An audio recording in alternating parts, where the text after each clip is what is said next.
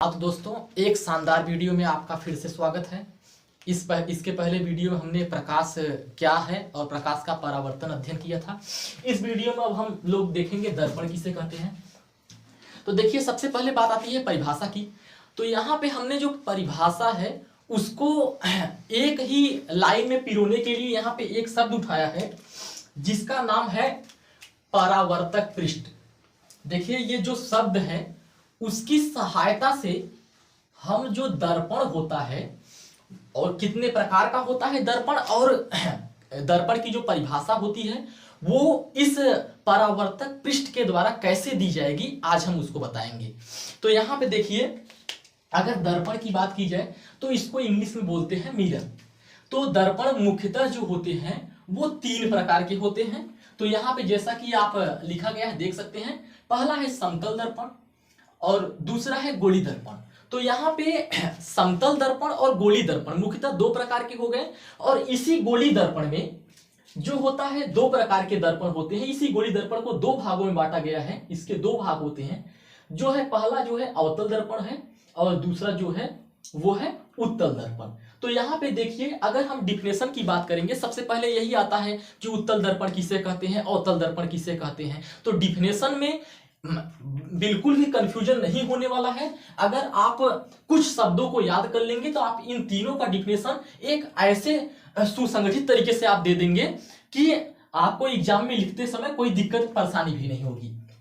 तो यहां देखिए, अगर समतल दर्पण की बात करेंगे तो वह दर्पण जिसका परावर्तक पृष्ठ, अब परावर्तक पृष्ठ से क्या तात्पर्य होता है, क्योंकि ये शब्द जो होता है ये तीनों में हम यूज करेंगे और इसी की मदद से इसको डिफाइन करेंगे, इसी की सहायता से। तो परावर्तक पृष्ठ का मतलब होता है कोई ऐसा पृष्ठ जिसके किसी एक भाग पर कलई कर दिया जाए और दूसरे भाग से प्रकाश का परावर्तन हो। यहां पर देखिए, हमने चित्र ए में हमने एक समतल दर्पण का निर्माण किया है, जो कि समतल दर्पण है। इसके पीछे वाले भाग में हमने कलई कर दिया है और इस भाग से यह प्रकाश का परावर्तन करेगा। तो यहाँ पे आप देख सकते हैं, परावर्तक पृष्ठ का मतलब होता है जिस भाग से प्रकाश की किरणें परावर्तित होती है उसे परावर्तक पृष्ठ कहते हैं। तो ये शब्द जो है ये तीनों में यूटिलाइज किया जाएगा। तो इसका मतलब सबसे पहले हम समझ लेते हैं। तो यहाँ पे देखिए, यहाँ पे दर्पण को कलई किया, यहाँ पे जो रेड लाइन से मार्क किया गया है तीनों में आप देख सकते हैं ABC में, वो रेड कलर से मार्क किया गया है। ये होता है कलई किया हुआ स्थान, जिसको हमने रेड मार्कर यूज किया है इसमें कलई करने के लिए। देखिए, कलई का मतलब ये होता है, कुछ बच्चे कंफ्यूज होते हैं कलई को लेकर कि कलई क्या चीज होता है। तो कलई का मतलब इसको पेंट कर दिया जाता है। अब पेंट में इसमें तरंग दैर्घ्य के अनुसार, जैसे ये वो अलग बात होती है, थोड़ा सा हटके होता है कि जिस प्रकाश के तरंग दैर्घ्य की यूटिलाइज किया जाता है, जैसे सोने की कलई का यूज किया जाता है, एल्यूमिनियम की कलई का यूज किया जाता है, जिसमें अलग प्रकार के होते हैं। आप कभी कभी आईना अगर फूटता है तो उसमें देखिएगा लाल कलर का पेंट आपको मिल जाएगा, व्हाइट कलर का भी पेंट मिल जाएगा, तो उसी को कलई कहते हैं। वो एल्यूमिनियम, गोल्ड, बहुत से प्रकार के हो सकते हैं। तो कलई करने के लिए हम मुख्यतः प्रकाश का परावर्तन करने के लिए एक साइड से उसको पेंट कर देते हैं। तो यहाँ पे देखिए, अगर डिफिनेशन की बात करेंगे तो समतल दर्पण में वह दर्पण जिसका परावर्तक पृष्ठ समतल होता है, अर्थात इसका परावर्तक जो पृष्ठ होगा वो समतल होता है। यहाँ पे आप चित्र में देख सकते हैं इसका परावर्तक पृष्ठ समतल है। तो गोली दर्पण में अगर बात करेंगे तो वह दर्पण जिसका, यहाँ पे परावर्तक पृष्ठ तो सेम टू सेम आएगा ही, परावर्तक पृष्ठ, वह दर्पण जिसका परावर्तक पृष्ठ समतल की जगह पे आपको केवल कर देना है गोली। यहां पे समतल की जगह पे आपको गोली शब्द प्रयोग कर देना है, जिससे इसकी परिभाषा जो होगी वो पूर्ण हो जाएगी।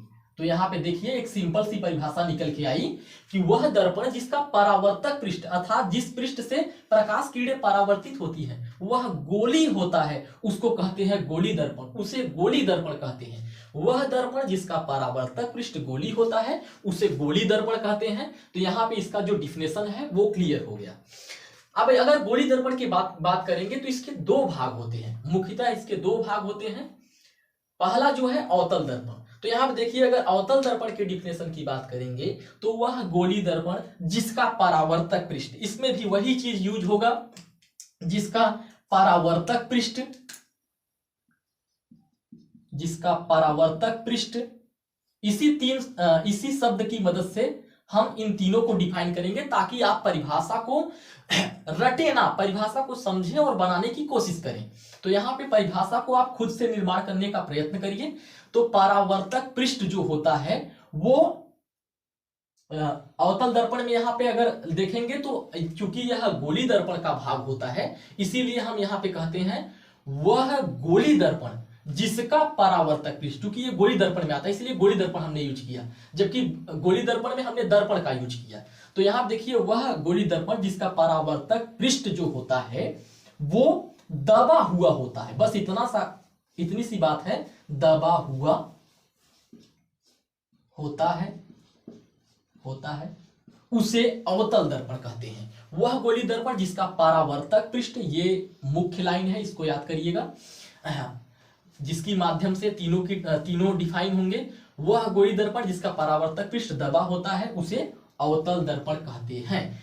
ये चित्र में आप देख सकते हैं, ये परावर्तक पृष्ठ जो है देखिए दबा हुआ प्रतीत हो रहा है। यहाँ पे हमने बाहर के भाग में, उभरे हुए भाग में कलई कर दिया है और दबे हुए भाग से प्रकाश का परावर्तन होता है।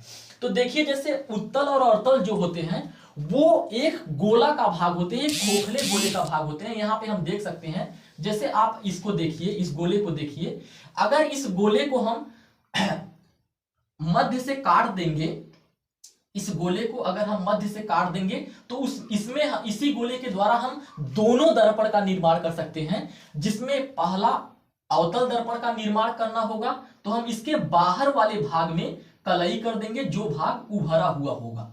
तो जब हम उभरे हुए भाग में कलई कर देंगे तो ये दबे हुए भाग से प्रकाश का परावर्तन करेगा। तो यहाँ पे दबे हुए जब भाग से प्रकाश का परावर्तन करेगा तो ये हो जाएगा अवतल दर्पण, ये अवतल दर्पण हो जाएगा। तो किसी खोखले, चूंकि अवतल दर्पण जो होता है वह गोली दर्पण का भाग होता है, गोल।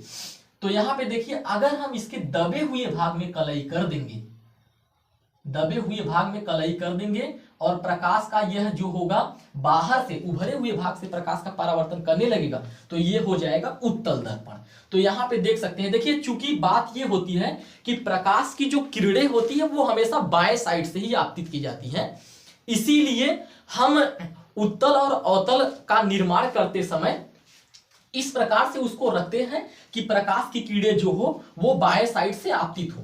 तो यहाँ पे आप देख सकते हैं कि अगर प्रकाश की किरण इधर से बाएं साइड से आपतित होगी तो इस प्रकार से परावर्तक पृष्ठ द्वारा दबे हुए भाग